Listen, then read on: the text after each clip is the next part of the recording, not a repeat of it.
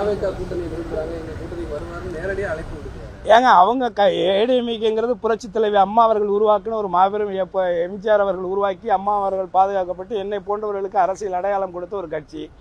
ஆனால் இன்னைக்கு அவங்க நடத்துகிற கூட்டத்தில் அவங்க ஏடிஎம்கே கொடியை பிடிக்காம இன்னொருத்தவங்க கொடியை பிடிச்சி இவங்க ஆளுங்களே பிடிச்சிட்டு ஆட்டிக்கிட்டு இருக்கிற ஒரு அவல நிலையை நம்ம பார்க்குறோம். இதெல்லாம் யாருடைய தலைமையிலான ஒரு அவல நிலை அப்படின்னா எடப்பாடியினுடைய அவல நிலை தான். ஸோ பதவிக்காக எதையும் செய்ய துணிந்தவர் எடப்பாடி என்பது இதன் மூலமாகவும் நிரூபணமாகிறது.